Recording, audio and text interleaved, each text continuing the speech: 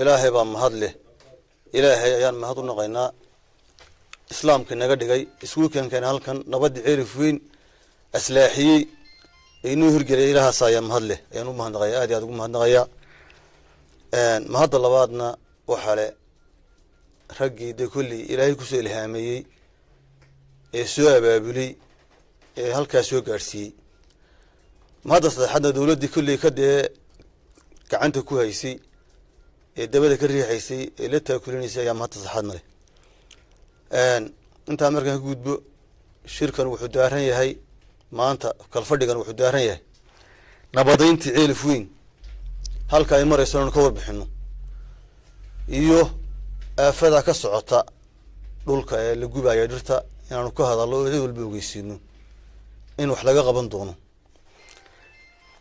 كل مشورتي يسوق الفرد كانوا وحدارها هي لبضع غضب مركان كور بحيو نبضي halkan waa la arkaa maanta labadii reer markii hore ay ka bilaabantay ilaa lahaabo hooyo darays markii hore loo oran jiray habar lamaan maanta habar lamaantii ku soo noqdeen waa aragtaan oo indhiina idin macallin wanaga saddex fadhina sidii waxa nabadda halka loo dhidbada loogu aasana wax dambe oo dhacay ma jiraan si fiican bay u socotaa rag halkan fadhiyana waa raggii guddiga ahaa ee loo xil saaray ee isu xil saaray inay nabadgelyada ka shaqeeyaan colaadana soo afjaraan intiina shaqada waa wadeen tuulooyinka loo kala baxay miyada loo kala baxay maanta waxaanu bilaabaynaa isdhexgalkii iyo wada fariisigii iyo sidii anagu markii waxaanu kala baxnay gaargaar reer walba gaarkiisu bixbixi jiray maanta wixii laga bilaabo anagu wada soconna ayaanu waxaan tagi doonaa ceelasha tuulooyinka la kala yaalo mid walba anagu wada soconna ayaanu ku tagi doonaa warbixinta inaan halkan warbixinta aanu ka bixino ayaa ka fadhigan ahaa aad iyo aad bay noogu wanaagsan tahay xafiisyadana waa furnay maanta oo khamiis ayaanu ka furnay ceelifweyn xafiiskii ugu horreeyey darar weynana birhaan ka furi doonaa haddii ilaahay garto guddidii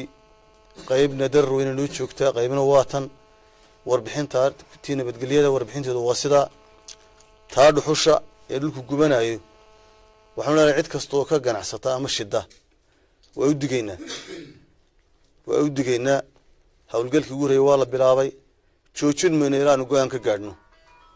wixii hawlaha gala ee gaadiidkooda soo geliyana hadhow nala kama caban doono lama odhan doono gaadhigaa reer hebel baa lahaa reer hebel baa kaxaystay dhulku dadka waa ka dhexeeya waa somalilan waa dhul daaqeenkii hadba halka roobka helaa somalilan xoolaheedu waa daaqaan cid gaara loo celin maayo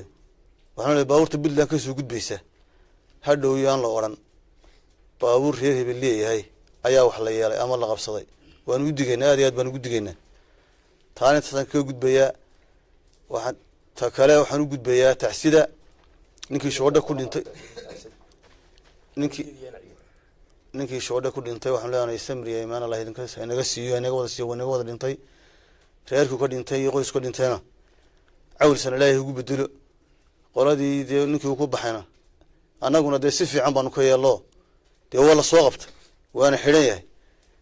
sharcigaana la horgeyn doonaa gogolna reerkii raaskana waxay dhahan gogol baanu dhignay waanoo diyaar baanu nahay taana waxaanu leenahay dee sidaa walaalayaal ku qanca ku kaalaya ayaanu leenahay beelaha kale ee deegaanka ama gobolka yeelaan waxaanu leenahay ama colaadan wax ka gaadhay ama colaadan bariga cirgabab ha ahaadee nabadgelyada ha la ilaaliyo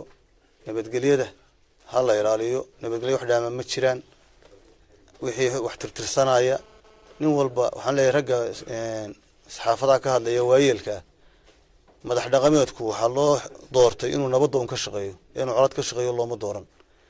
wax kasta oo dhacana in nabad lagu soo dabaalaa muhiima waxaanu leenahay nabadgelyada ha laga shaqeeyo khaasatan ceerif weyn wixii yarahii dee reerihii kale ee hadhaarsanaa wax gaargaareen waxaanu leenahay gogol baa taalla oo diyaar loo yahay ajiiba nabadda raggu markuu isu yimaado way safkartaa hadalku mar isku afkartaa waa in la isu yimaadaa waa in laga wada xaajoodaa waa in la gacan mariya oo nabadda in la gacan mariyo ayaan ugu baaqaynaa reeraha kale ee wax gaargaareen colaaddii wax ka soo gaareen